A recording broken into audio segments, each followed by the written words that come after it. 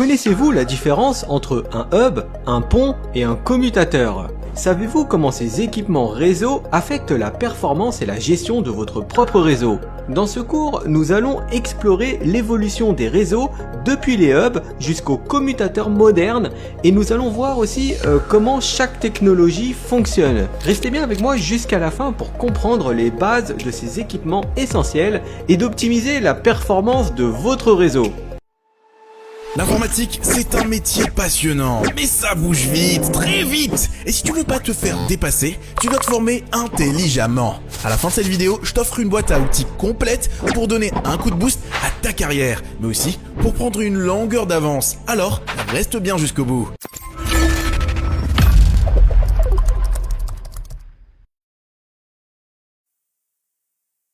Au tout début des réseaux, on utilisait des hubs pour connecter nos bons vieux ordinateurs. Un hub ou un concentrateur n'est rien de plus qu'un répéteur physique. Quand il reçoit un signal électrique sur une de ses interfaces, il le répétera en l'envoyant à toutes ses interfaces sauf celle qui a reçu ce signal. Il n'y a pas d'intelligence dans un hub et il ne fonctionne que sur la couche physique du modèle OSI, la couche 1. Comme les interfaces partagent le même support physique, les ordinateurs fonctionnent en semi-duplex et il peut y avoir des collisions. Pour éviter ces collisions, il est possible d'utiliser le protocole CSMA-CD. Plus il y a d'ordinateurs dans ce type de réseau, et plus il y a de chances d'obtenir des collisions. Et de nombreuses collisions provoquent une baisse de débit. Sur cette topologie, nous avons 4 PC et un hub au milieu. Si un de nos ordinateurs envoie des données, le hub répétera simplement le signal électrique sur tous les autres ports, ce qui signifie que tout le monde recevra ces données, qu'elles en aient besoin ou non. Le réseau fonctionne en semi-duplex, ce qui signifie que nous pouvons avoir des collisions. Comme les collisions peuvent se propager partout sur les PC du même hub, nous appelons cela un seul domaine de collision. Plus les réseaux grandissaient et plus les collisions étaient plus nombreuses, ce qui avait comme impact de réduire le rendement des entreprises. Prenons un autre exemple. Si vous regardez cette topologie, où pensez-vous que nous allons rencontrer des collisions? Comme il n'y a que des hubs, des collisions peuvent se produire de partout. Il s'agit donc d'un gros domaine de collision. Ces nombreuses collisions provoquaient à l'époque d'énormes baisses de la bande passante. Il fallait donc trouver un dispositif plus intelligent que le hub. Et c'est comme ça qu'est né le pont, ou plus connu sous le nom de bridge. Le bridge est doté d'une intelligence et il fonctionne à la couche 2 du modèle OSI, la couche liaison de données ou data link. Le bridge est capable de décider où envoyer les trames Ethernet en regardant les adresses MAC, de transférer les trames Ethernet sur des ports spécifiques, de filtrer les trames Ethernet, c'est-à-dire de supprimer celles qui sont inutiles, d'inonder les trames Ethernet, c'est-à-dire de les envoyer partout comme un broadcast. Par contre, un bridge n'a que quelques ports seulement, et ils sont très lents. Gardons l'image précédente, et on ajoute une topologie identique, sauf qu'on remplace le hub du milieu par un pont. Comme le pont dispose d'une intelligence, il transmet les trames Ethernet que si elles sont nécessaires. Nous avons donc sur cette topologie deux domaines de collision. Si le PC en haut à gauche envoie une trame Ethernet au PC en bas à gauche, le pont recevra cette trame Ethernet sur son interface de gauche, mais ne la transmettra pas aux autres PC qui sont à droite. Bon, maintenant revenons plutôt à notre époque. Car les hubs et ponts, c'est de l'histoire ancienne. De nos jours, on ne les utilise pratiquement plus, car le switch est arrivé.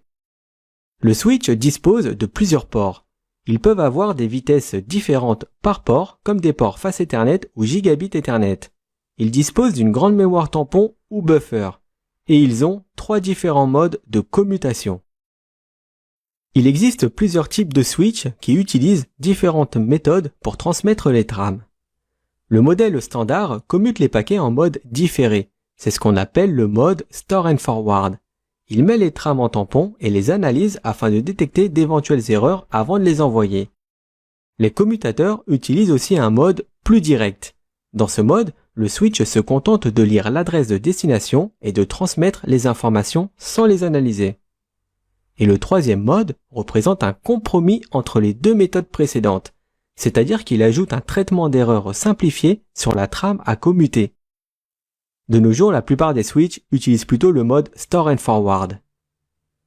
Voyons maintenant comment le commutateur travaille. Sur cette topologie, nous avons 3 PC avec un commutateur au milieu. Le commutateur gère une table d'adresses MAC au fur et à mesure qu'il les apprend. Alors à votre avis, sur cette topologie, combien y a-t-il de domaines de collision? Eh bien, comme nous fonctionnons en full duplex, nous ne pouvons pas avoir de collision dans un réseau commuté comme celui-ci. Chaque interface sur un commutateur est vue comme un domaine de collision distinct. Ce qui signifie que sur cette topologie, il y a 3 domaines de collision. On peut alors se demander pourquoi y a-t-il des domaines de collision alors qu'il est censé ne pas avoir de collision?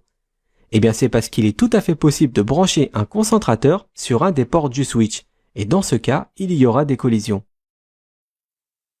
Pour revenir au fonctionnement du switch, puisque nous fonctionnons en full duplex et que nous ne pouvons plus avoir de collision, le protocole CSMACD dont nous avons déjà parlé est désactivé.